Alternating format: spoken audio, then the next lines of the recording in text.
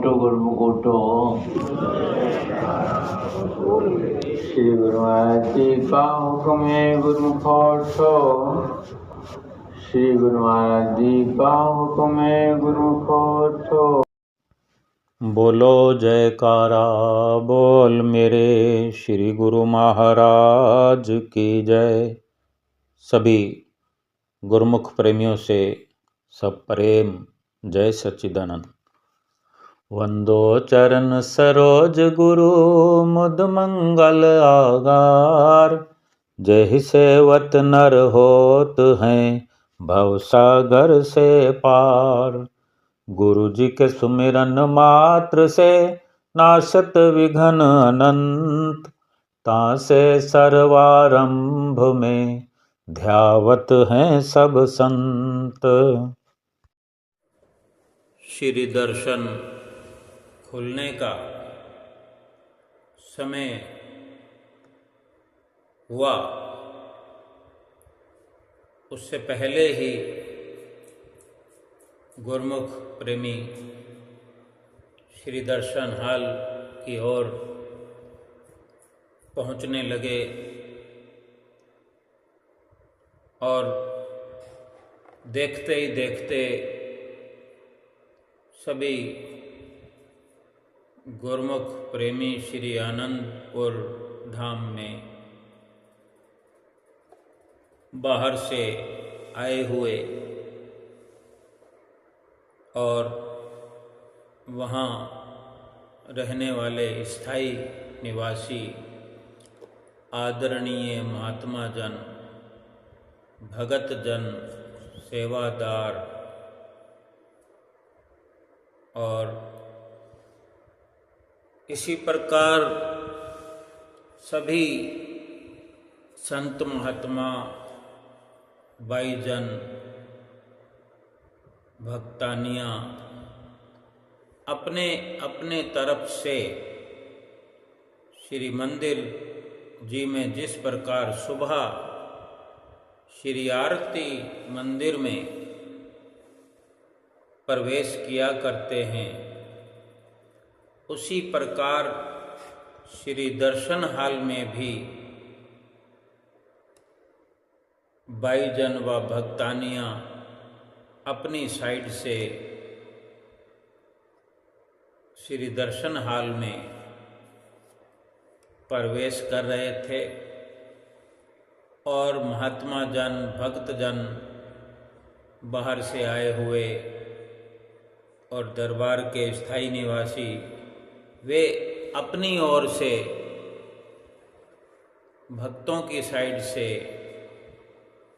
श्री दर्शन हाल में प्रवेश करते हुए श्री दर्शन हाल में बैठकर श्री सतगुरुदेव महाराज जी के आने का इंतज़ार करने लगे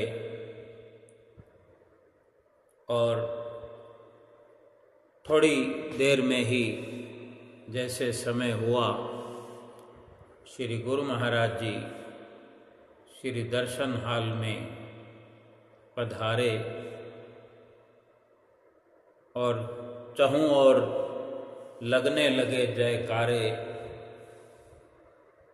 पर्दे खुल गए।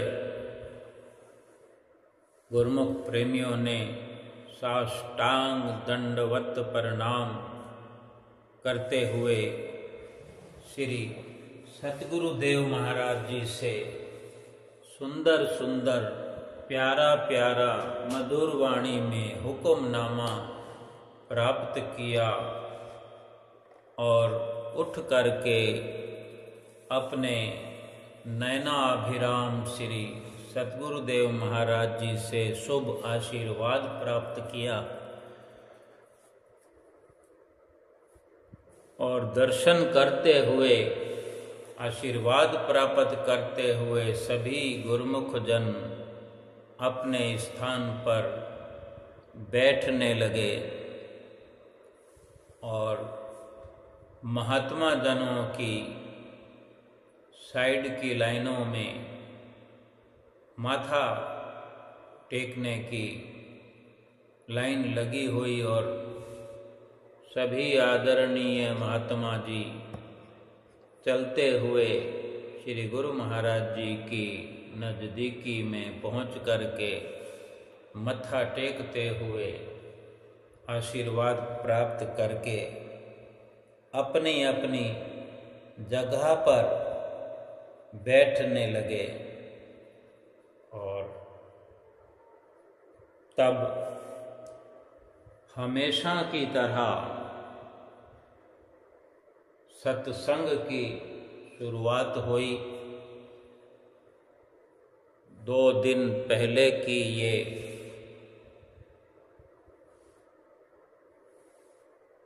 श्री गुरु महाराज जी के दर्शनों की, सत्संग की ये चर्चा है कि महात्मा जी ने सत्संग में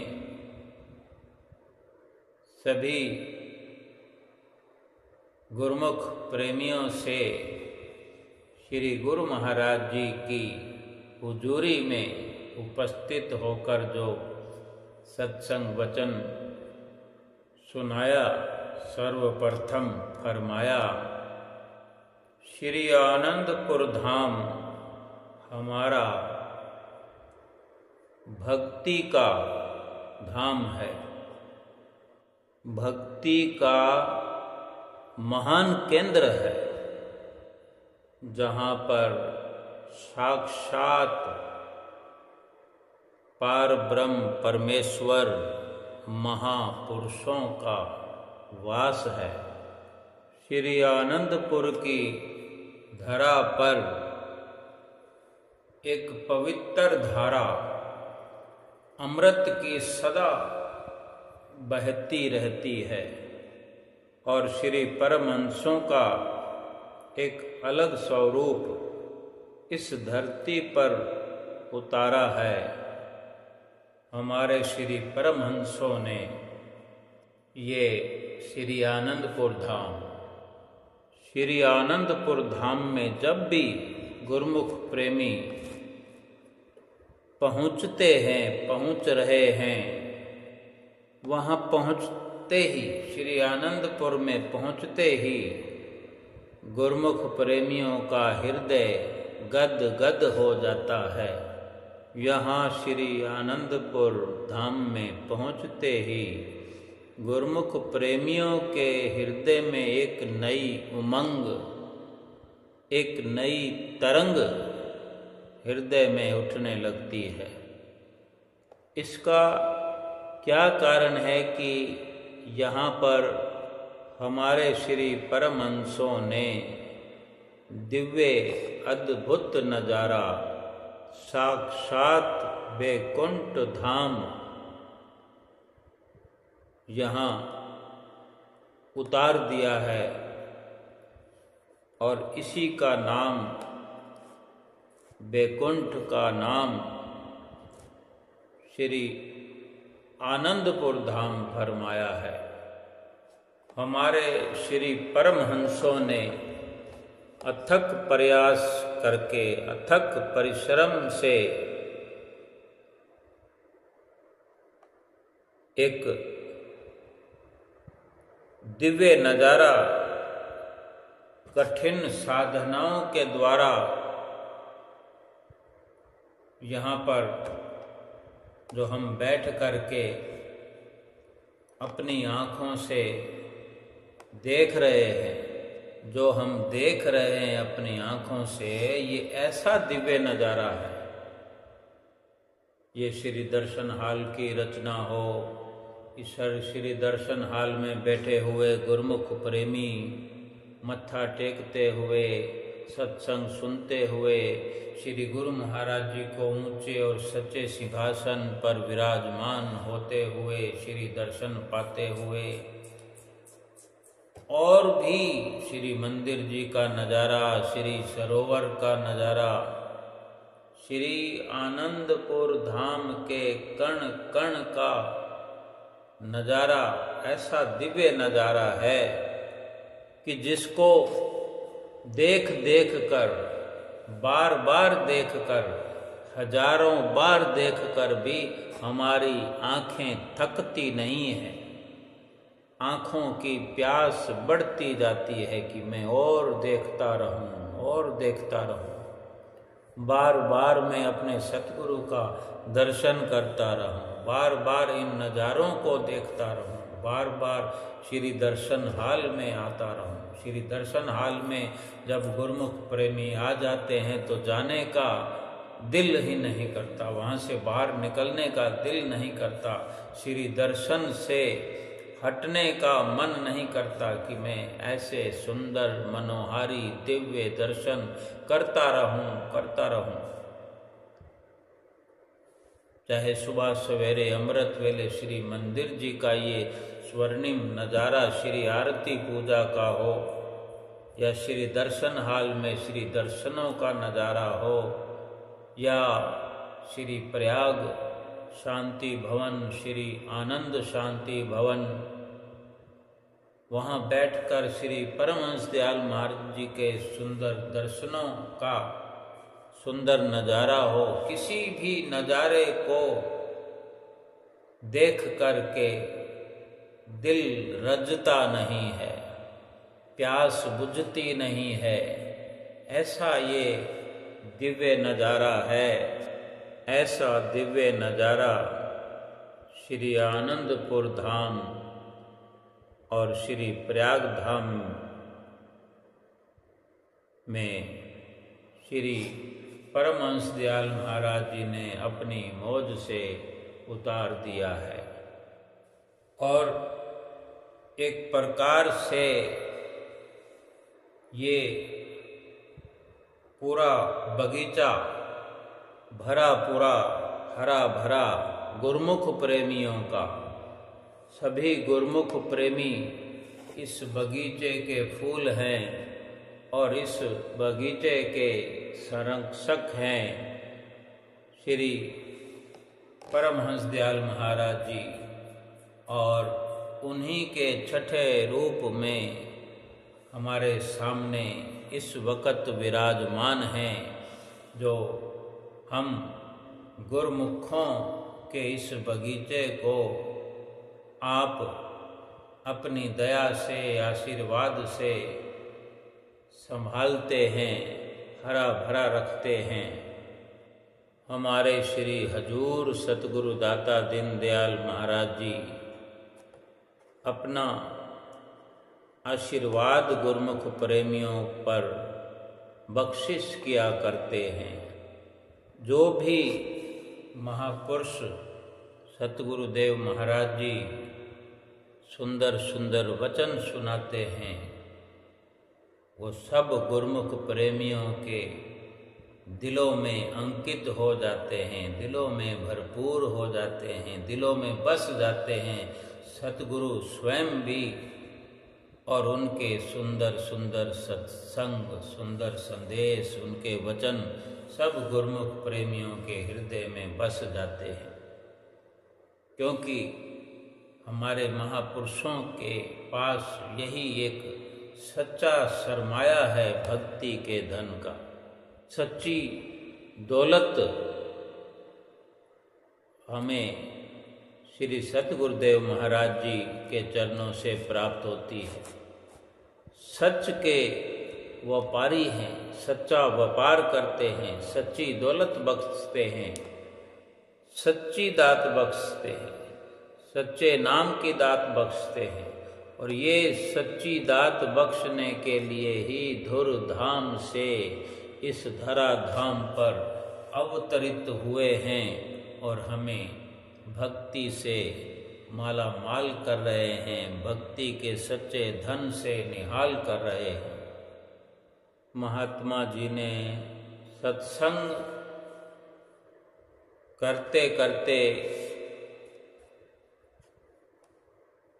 उससे पहले, उस दिन के सत्संग से पहले जो सुबह सवेरे अमृत वेले मंदिर जी में सत्संग हुआ, उसका भी जिक्र फिर से करने लगे कि आदरणीय महात्मा जी ने भी श्री परमहंसों की ये अथक प्रयास और परिश्रम की जो रचना है उसके बारे में महात्मा जी जो आरती मंदिर में वर्णन कर रहे थे वो फिर से याद दिलाया श्री दर्शन हाल में कि फरमाया, परमार्थ के कारणे संत लिया अवतार, संत लिया अवतार जगत को राह चलावे, प्रीत बढ़ावे जगत में धरनी पर डोले, कितना सहे कठोर वचन वे अमृत ही बोले, उनको क्या है चाह जो सहते दुख घनेरा, जीव तारन के हेत मुल्क फिरते बहुतेरा, पलटू सतगुरु आए कर दास भया निर्वार, परमार्थ के कारणे संत लिया अवतार। सुनाया और समझाया कि महापुरुष परमार्थ भलाई और परोपकार के लिए ही इस संसार में महापुरुष अवतरित होते हैं, अवतार लेते हैं। महापुरुषों की जितनी भी कार्रवाई होती है वो जीवों के कल्याण के लिए, भलाई के लिए ही हुआ करती है। जितनी भी आज तक श्री आनंदपुर की रचना हुई है, हो रही है, हमारे श्री परमहंस अवतार श्री श्री 108 श्री परमहंस दयाल महाराज जी से लेकर और उन्हीं की मौज से सब का सब ये सब जीवों की भलाई के लिए ही सब हो रहा है। यूं तो संसार में अनेक अनेक कार्य चल रहे हैं, लेकिन ये एक ऐसा कार्य है, ये जो कार्य है केवल और केवल जीव की भलाई का है। ये जितनी भी सारी रचना हुई है, हो रही है, इसीलिए कि जीव जो कि इस रचना का लाभ उठाए, अपने जीवात्मा का कल्याण करे, जो श्री दरबार के नियम हैं, जो श्री दरबार की निष्काम सेवा है, जो श्री आरती पूजा का, सत्संग का, दर्शन ध्यान का, ये सभी कुछ जो श्री परमहंसों ने रचना रचाई है, इन सभी का मनन करके, पालन करके, सतगुरु की आज्ञा व मौज पर चल करके अपने जीवात्मा का कल्याण करे, अपने जीवन को सफल करे।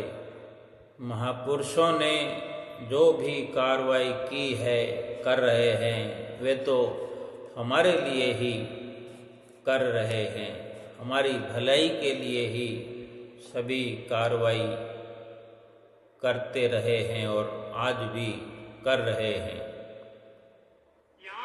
महापुरुषों ने जितने भी आज तक हमारे लिए ये रचना रचाई है,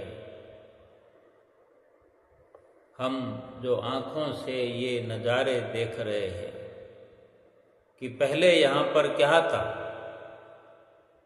चारों ओर जंगल ही जंगल था। सबने ही गुरमुख प्रेमियों ने ये इतिहास सुना भी है, बार बार सुना है, पढ़ा भी है, ग्रंथों का स्वाध्याय करके श्री दरबार की पुस्तकों में, ग्रंथों में सभी कुछ विवरण है जो हम पढ़ते सुनते रहते हैं। ये जो आज हम देख रहे हैं, गुरुमुख प्रेमी जो अपनी आँखों से देख रहे हैं, ये केवल एक जमीन नहीं है, कोई धरती, कोई भूमि नहीं है, बल्कि एक तीर्थ है, बहुत बड़ा तीर्थ है, महातीर्थ है, जो इसमें गुरुमुख प्रेमी आकर के और इसका लाभ उठा करके निहाल हो रहे हैं। कितनी महापुरुषों ने हमारे लिए मेहनत की है, परिश्रम किया है कि इसी प्रकार से हम यहाँ महापुरुषों के चरणों में आकर के, श्री दरबार में आकर के, यहाँ रह कर के सत्संग का, सुमरन का, आरती पूजा का, इस सब प्रकार के लाभ उठाते हैं और अपने चित्त को बड़ी आसानी से भक्ति व परमार्थ में लगा सकते हैं। यूं ही अगर केवल एक रचना रचा दी हो, कोई मंदिर बना दिया हो, तो मंदिर में थोड़ी देर में ही आकर के फेरी लगा कर कोई चला जाए। लेकिन जो यहाँ हम रचना देख रहे हैं और सब महसूस कर रहे हैं और अमल भी कर रहे हैं, यहाँ कितने दिनों तक रहने का हम अवसर प्राप्त करते हैं। सभी गुरुमुख प्रेमियों ने अपने जीवन में देखा होगा कितना अपनापन महसूस होता है। एक साथ गुरुमुखों को रहने का अवसर मिलता है, एक साथ बैठकर खाने का अवसर मिलता है। गुरुमुख प्रेमियों में आपस में एक लगाव सा हो जाता है। लगता नहीं कि हम कहीं अपने घर से बाहर आ गए हैं, बल्कि लगता है कि हम अपने असली घर में आ गए। और यही सच्चाई है, तभी तो लाभ देखते ही देखते हमें प्राप्त होता है। कितने कितने दिन तक हम रहकर भी बड़ी आसानी से अपना समय व्यतीत करते हैं। श्री गुरु महाराज जी के चरणों में रहने का स्वर्णिम सौभाग्य हम प्राप्त करते हैं और अपने लोक परलोक को संवारते हैं, अपनी जीवात्मा का कल्याण करते हैं। यही हमारे महापुरुषों की असीम कृपा है हम पर। ये उनका उपकार है जो ऐसी सुंदर रचना इस धरती पर करके हम जीवों की हर पल भलाई का कार्य कर रहे हैं। कितने कितने कार्य आज भी श्री आनंदपुर दरबार में लगातार 12 महीने चलता रहता है। एक वो भी वक्त था जब श्री आनंदपुर दरबार की रचना की शुरुआत हुई। उस वक़्त कितना मुश्किलों का दौर था। इस श्री रचना को जो हम देख रहे हैं, श्री दरबार की रचना, कितना मुश्किल वो वक्त था। इतने मुश्किल से मुश्किल कार्य श्री परमहंस दयाल महाराज जी की मौज व उनके आशीर्वाद से सभी महापुरुषों ने, क्या महात्मा जन, क्या बाई जन, क्या भगत जन, क्या भक्तानियाँ, क्या वृद्ध, क्या बच्चे जाने कितना अथक परिश्रम सबने श्री परमहंस दयाल महाराज जी की छत्र छाया और उनकी मौज में चल करके किया। किसी के लिए भी ये आसान नहीं हो सकता। ये श्री परमहंसों की अपनी स्वयं असीम कृपा है कि ये धूर्धाम से ही बना बनाया काम जैसे कोई साथ लेकर आए हों और ये गुरुमुख प्रेमियों को सेवा का अवसर दे करके उन्हें कृतार्थ किया है और कर रहे हैं। सभी कुछ करने कराने वाले आप स्वयं हैं, लेकिन सभी को अवसर दिया है महापुरुषों ने। सभी जीवों को, गुरुमुख प्रेमियों को अवसर देकर उन्हें कुर्बानी देने का अवसर प्रदान किया है।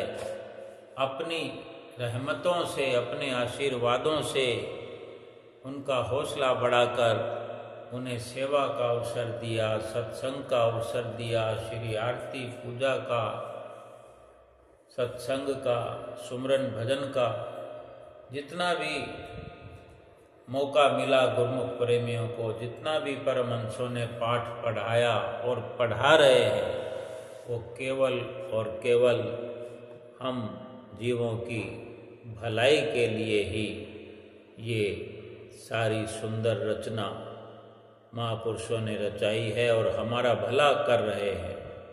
सत्संग में महात्मा जी ने जो सुबह मंदिर जी में जो सत्संग किया, महात्मा जी ने उन महात्मा जी की चर्चा सुना रहे थे कि उन्होंने जो सत्संग में श्री परमहंसों की जीवनी का बखान किया, वर्णन किया, कर रहे थे कि लोग गुरुमुख प्रेमी हालांकि पुस्तकों में पढ़ते हैं, ग्रंथों में पढ़ते हैं, ठीक प्रकार से नहीं पढ़ पाते या नहीं याद रह पाता, तो वो और गहराई से समझना चाहते हैं कि कोई अधिक से अधिक हमें हमारे सामने अपने मुख से वर्णन करके सुनाए कि श्री परमहंसों ने क्या किया।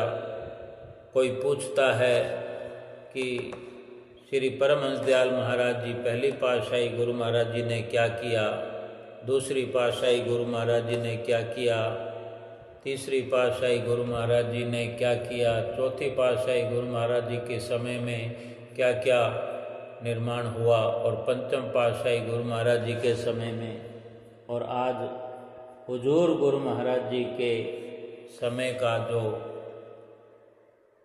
निर्माण हो रहा है, जो रचना हो रही है, वो सब हम अपनी आँखों से देख रहे हैं कि हमारे हुजूर गुरु महाराज जी भी अथक प्रयास करते हुए हर पल हम जीवों की भलाई के कार्य में लगे हुए हैं।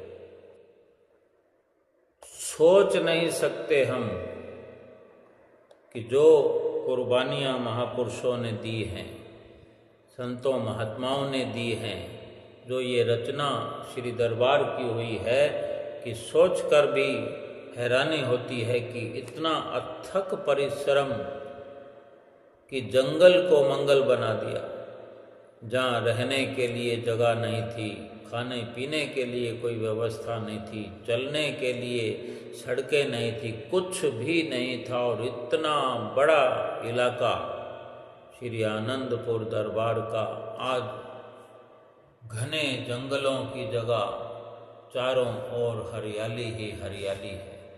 सोचकर भी हैरानी होती है कि जीव बुद्धि की परे की बात है कि वो समझ सके कि क्या ऐसा भी इस धरती पर कोई दिव्य नज़ारों से भरा हुआ बैकुंठ का जैसा नज़ारा श्री आनंदपुर धाम भी हो सकता है। कल्पना से परे है। जो गुरुमुख प्रेमी पहली बार आते हैं तो देख करके हैरान हो जाया करते हैं। बार बार कदम कदम पर उनके मुंह से अचानक ये शब्द निकलते हैं कि वाह वाह वाह की आवाज़ आती है और गुरुमुख प्रेमी गद गद होकर के कृत कृत होकर के अपने घरों को जाते हैं। ऐसी रचना हमारे महापुरुषों ने रचाई है। अपने तन पर एक प्रकार से सिर धड़ की बाजी लगाई है, तब ये रचना रचाई है। इसकी महिमा के बारे में महात्मा जी बताते हैं कि कोई हमसे अगर इस प्रकार आकर पूछता है कि किस किस वक्त क्या हुआ, जब पहली पातशाही गुरु महाराज जी का जिक्र होता है तो पहली पातशाही गुरु महाराज जी के समय, दूसरी पातशाही गुरु महाराज जी के समय के इस वक्त वो लोग उपस्थित कोई विरला हो, तो महात्मा जी कहते हैं कि जब हमसे कोई पूछता है तो हम यही कहते हैं कि हम बहुत छोटे थे उस वक़्त।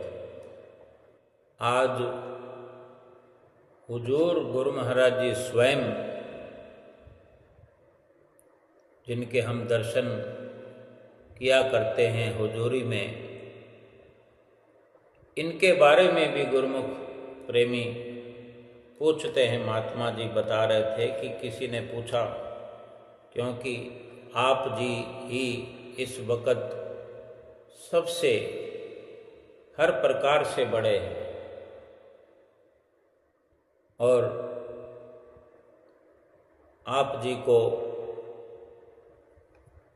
श्री परमहंस अवतार श्री दूसरी पातशाही गुरु महाराज जी से ही नामदान मिला और तभी से आप श्री दरबार की सेवा में ही रह करके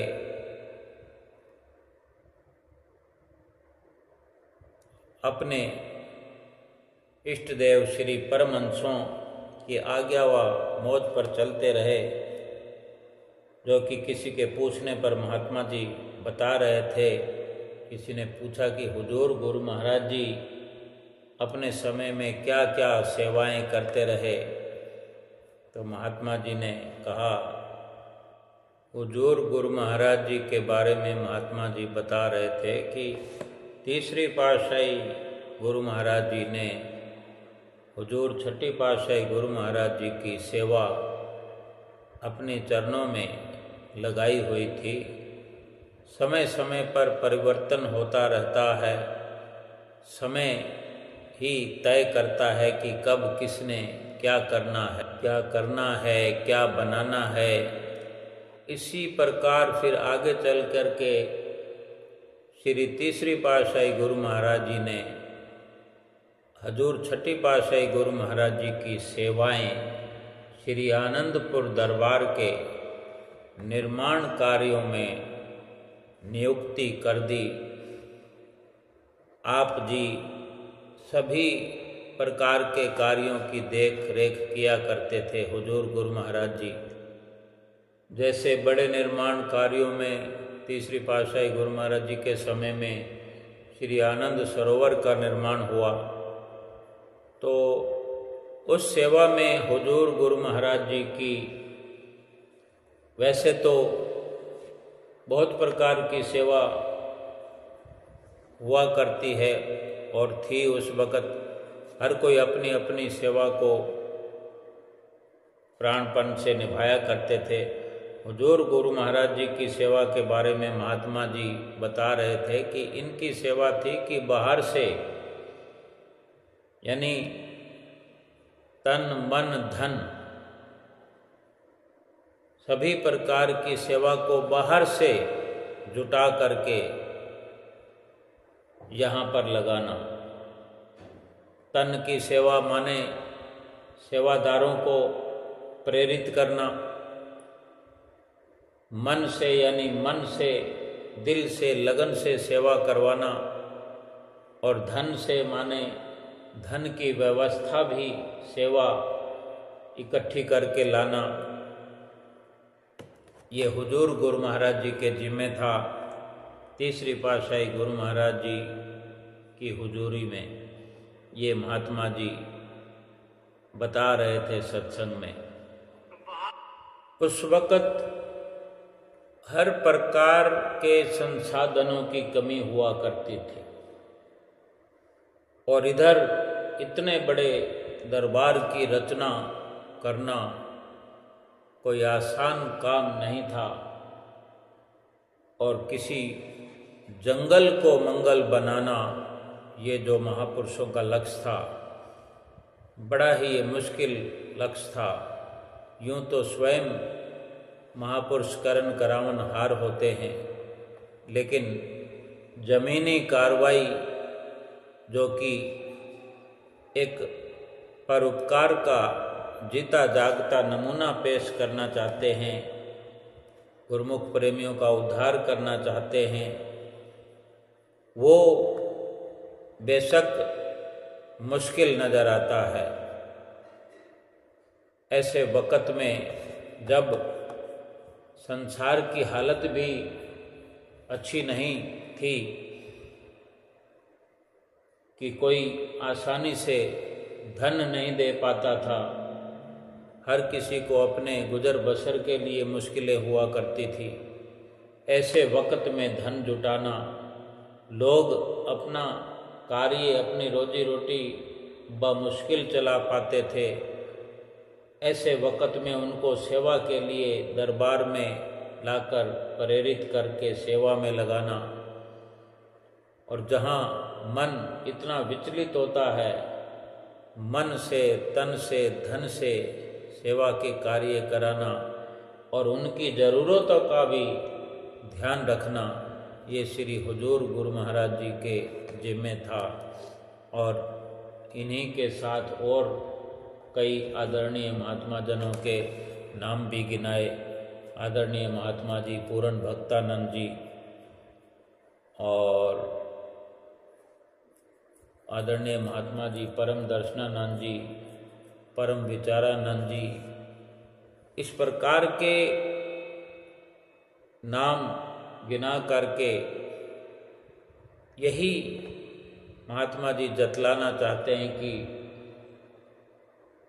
जो आज हम ये दिव्य नज़ारा देख रहे हैं, ऐसे ऐसे महापुरुषों की कुर्बानियों का ही ये नतीजा है जो आज हम बड़े आराम से श्री दरबार में घूमते हैं, फिरते हैं, चलते हैं, उठते हैं, बैठते हैं। उस वक़्त पानी की बड़ी कमी हुआ करती थी। पानी की कमी को पूरा करने के लिए भी हुजूर गुरु महाराज जी की सेवा थी। सत्संग में महात्मा जी ने बताया कि हमारे महापुरुषों का सदा से ही हर जीवों की भलाई के लिए हर पल परिश्रम होता है। श्री दरबार के अंदर जो गुरुमुख प्रेमियों का ख्याल करते हैं, उसके साथ साथ आम जीवों के लिए भी भलाई के लिए हमारे महापुरुषों ने हमेशा सोचा है। आसपास के लोगों को कुछ सुविधा हो, यूँ तो श्री दरबार के होने से ही अनेक अनेक सुविधाएं बाहर के लोगों को हो जाती है, हो रही है। जैसे श्री आनंदपुर के दायरे में, श्री आनंदपुर क्षेत्र में ही जो अस्पताल बना है, सुखपुर धर्मारथ चिकित्सालय, श्री प्रयाग धाम की सीमा में भी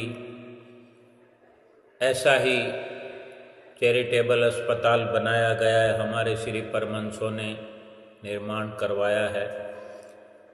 तो वहाँ आसपास के सभी प्रकार के लोग केवल अपना इलाज करने के लिए आते हैं। एक प्रकार से मुफ्त इलाज बहुत कम खर्चे में वहाँ उन लोगों का किया जाता है। सब प्रकार की व्यवस्था वहाँ मरीजों को खाना पीना फ्री मिलता है, रहने की भी व्यवस्था है। उनके साथ में कुछ एक दो लोग भी होते हैं, वो भी रह सकते हैं। कितना उनको सुकून मिलता है, कितनी राहत मिलती है, ये हमारे श्री परमहंसों का आशीर्वाद सभी दुनियावासियों पर बना हुआ है। जो भी संपर्क में आ जाए, जो भक्ति के ख्याल से सतगुरु के चरणों में आता है, उसकी झोली भक्ति से भर देते हैं, उसका आत्मा का कल्याण करते हैं, आत्मा का दुख दूर कर देते हैं, आत्मा को निहाल कर देते हैं। जो शरीर से दुखी श्री सतगुरुदेव महाराज जी के बनाए अस्पतालों में पहुंच जाता है, उनका भी शरीर का दुख दूर कर दिया करते हैं। इस प्रकार से तन और मन व आत्मा सभी प्रकार से निहाल करके जीवों का इस लोक का और परलोक का भी ख्याल हमारे महापुरुषों ने हमेशा रखा है। और आज भी हुजूर गुरु महाराज जी सभी की परवाह कर रहे हैं। श्री दरबार में कितने काम करने वाले, लकड़ी का काम करने वाले, चिनाई का काम करने वाले, बिल्डिंगें बनाने वाले, मार्बल लगाने वाले, कलर पेंट करने वाले, साफ सफाई करने वाले और भी पानी की फिटिंग करने वाले, इस प्रकार के सभी तरह के कर्मचारी हैं, नौकरी पेशा लोग हैं। उनके रहने के लिए भी हमारे श्री परमहंसों ने इंतजाम किया है। उनके लिए कॉलोनियाँ बनाकर उसमें उनको रहने की जगह दी है। वो अपनी कॉलोनी से निकलकर सुबह टाइम पर आते हैं और सभी अपने अपने काम पर पहुंचते हैं। उनको समय पर तनख्वाह मिलती है, समय समय पर उनका इलाज भी मुफ्त होता है। और जब कोई पर्व होता है श्री दरबार में, जैसे कोई वैशाखी का पर्व जैसे अभी हमने मनाया, व्यास पूजा का पर्व हो, दीपावली हो और कोई भंडारा हो, जन्मदिन हो, ऐसे अवसरों पर उन्हें इस वक्त हुजूर गुरु महाराज जी की असीम कृपा से अवकाश दिया जाता है। आधे दिन की छुट्टी दी जाती है और उनके लिए लंगर की व्यवस्था की जाती है। जो कुछ लंगर में बनता है, उन वर्करों को भी एक निश्चित जगह पर तंबू लगा करके, दरियां बिछा करके, उनको बिठा करके लंगर खिलाया जाता है। उनका मुंह मीठा कराया जाता है। उनको इतनी संतुष्टि है काम करने वालों को कि वो दरबार को छोड़ करके कहीं और जाना ही नहीं चाहते। अगर 2 गुना तनख्वाह भी अगर उनको बाहर मिलती हो तो वो 2 गुना तनख्वाह लेना भी उनको ठीक नहीं लगता। क्यों? कि वो अपने आप को भीतर ही भीतर से सुरक्षित महसूस करते हैं। भले ही तनख्वाह कम मिलती है, लेकिन 12 महीने काम, कभी उनको ये नहीं सुनना पड़ेगा कि आज काम नहीं है, आज छुट्टी कर लो। कहीं ना कहीं कोई ना कोई काम चलता ही रहता है, चलता ही रहता है। हमारे महापुरुषों ने तो केवल काम करने के लिए, सेवा करने के लिए ही ये सिलसिला चलाया है। वो जीव कल्याण के लिए ही तो धराधाम पर आए हैं। वो हम जीवों के लिए मुल्क में जगह जगह घूमते फिरते हैं, चुन चुन करके हम जीवों का कल्याण करते हैं। ये सब हम अपनी आँखों से देख रहे हैं। अगर हम समझने का प्रयास करें कि उनको ना तो कोई बिजनेस करना है, ना कोई दुकानदारी करनी है, वो तो सच्चे सौदे के व्यापारी बनकर आए हैं और सच्चे सौदे का व्यापार करते हैं, सच का व्यापार करते हैं, सच्ची राह पर हमें चलाते हैं। अगर हम चल सकें तो हमारा इस लोक का भी कल्याण हो, परलोक भी हमारा सुहेला हो। अगर हम समझते हैं, समझ जाते हैं, तो हम महसूस करते होंगे कि इस संसार की हालत अगर हम देखें, संसार में क्या रखा है। लेकिन अगर संसार में आना हो गया है, कर्मों के वश होकर के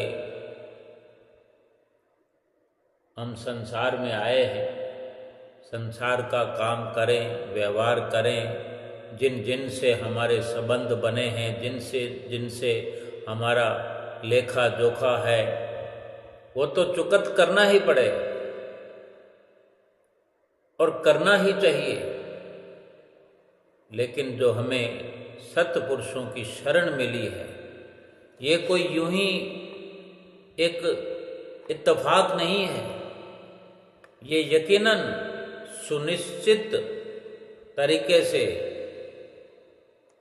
जो हमें सतगुरुदेव महाराज जी की शरण मिली है, श्री परमहंसों की शरण मिली है, ये स्वयं सुनिश्चित योजना के तहत संसार में आए हैं कि ये हमारा कल्याण करना चाहते हैं और हमसे इनका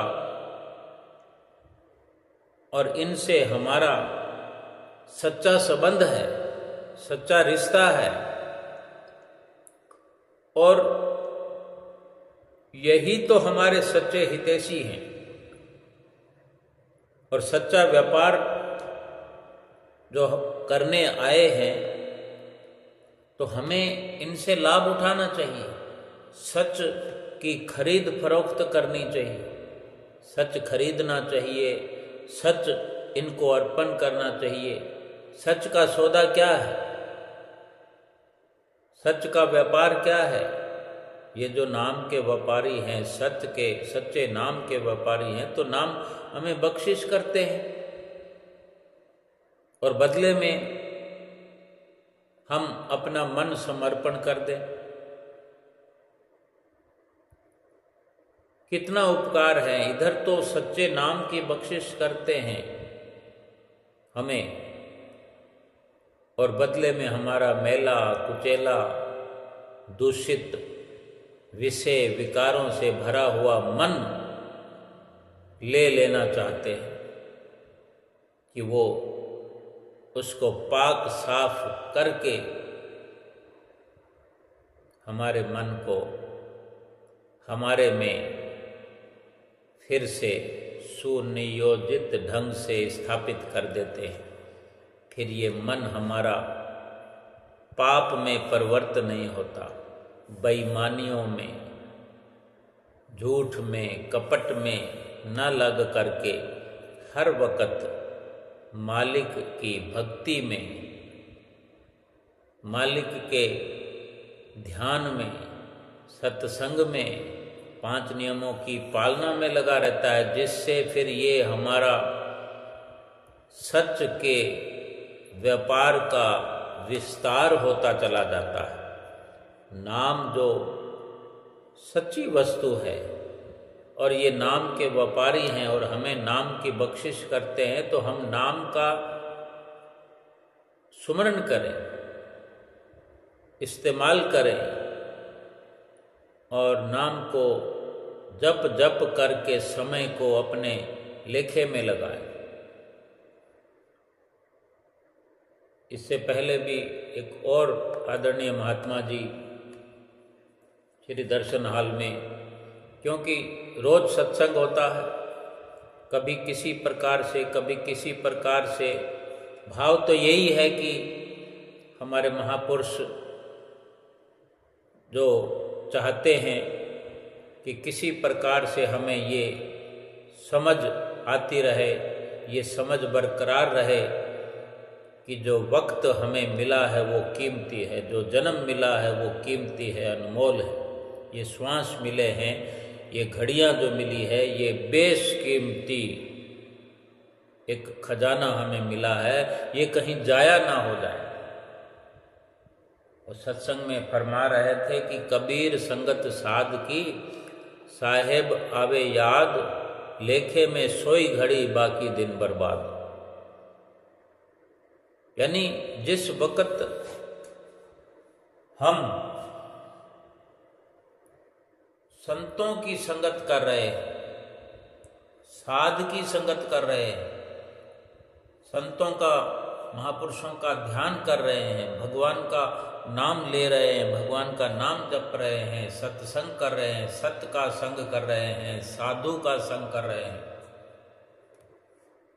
तो ये तो निश्चित है कि एक ही वक्त में एक काम होता है। चाहे हम संसार के झूठे पदार्थों का संग करें, झूठा व्यवहार करें, झूठ बोलें, कपट करें, या फिर ये नहीं कर रहे होंगे, साध की संगत में होंगे, संतों की संगत में होंगे, तो नाम की चर्चा हो रही होगी, सत्संग की चर्चा हो रही होगी, तो सत्य का संग हम कर रहे होंगे। ये सब अगर हम कर रहे होते हैं तो समझो झूठ से बचे रहते हैं, पाप से बचे रहते हैं, छल कपट से बचे रहते हैं।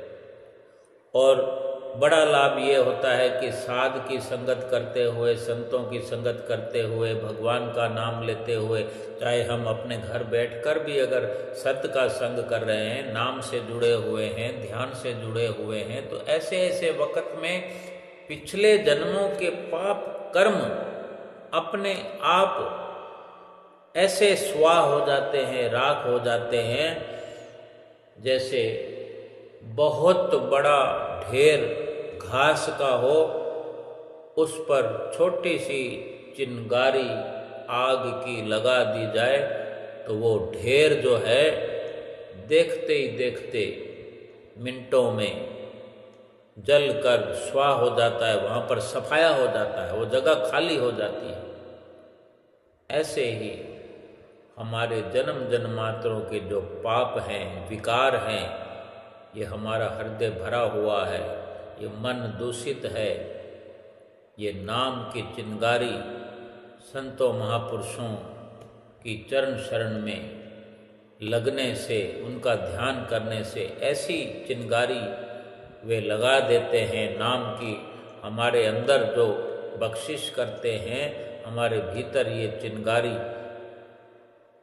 ऐसी ज्वाला बनकर धधकती है कि हमारे भीतर अंतःकरण में जन्म जन्मांतरों के विकार, कलेश और जितने भी पाप हैं, सभी इनका जो ढेर लगा हुआ है, खत्म होने का नाम नहीं ले रहा, ये सब उस नाम की चिंगारी से, नाम जपने से, नाम का सुमरन करने से, संतों महापुरुषों के आशीर्वाद से वो चिंगारी ऐसी लगती है कि अंतःकरण में सभी तरह के पाप विकार जो इनका ढेर लगा हुआ है सब जल कर भस्म हो जाते हैं और अंतर हृदय हमारा पाक साफ हो जाता है, खाली हो जाता है। अब हम विचार करें, हमारे महापुरुषों ने इतना अथक प्रयास किया है, इस धराधाम पर हमें जीते जी वैकुंठ में पहुंचा दिया है। उन्होंने हमारे लिए अथक प्रयास किया है, तो हमारा भी ये फर्ज बनता है कम से कम उनके इस मिशन में हम शामिल होकर के अपनी जीवात्मा का कल्याण कर लें, अपना लाभ प्राप्त कर लें। ये वक्त बार बार नहीं आने का। ये जो श्वास हमारे जा रहे हैं, हम ये ठीक से विचार करें कि लेखे में तो वही घड़ी है, लाभ तो उन्हीं घड़ियों का, उन श्वासों का, उन सेकंडों का, मिनटों का या घंटों का या वर्षों का या पूरे जन्म का, उन्हीं काम में मिलना है। लेखे में तो वही वक्त आना है जो हमने संतों की संगत में, संतों के सत्संग में गुजारा है। वक्त या जीवन जितना भी हम गुजारेंगे उसी का हमें लाभ मिलेगा, बाकी समय तो बर्बाद चला जाएगा, उसका कोई लेखा नहीं होना। तो हम गुरुमुख सभी भाग्यशाली हैं, सतगुरु के वचनों पर अमल करें, सतगुरु के बताए हुए 5 नियमों की पालना करते हुए 2 घंटे भजन अभ्यास करते हुए अपने लोक और परलोक को सुहेला करें। और इसी प्रकार श्री दर्शन हाल के सत्संग की, श्री गुरु महाराज जी के आशीर्वादों की, उनके सुंदर सुंदर हुक्मनामा देने की, मीठी मीठी मधुर वाणी सुनने की सभी गुरुमुख प्रेमियों को लाखों लाख बधाई हो। बोलो जयकारा बोल मेरे श्री गुरु महाराज की जय।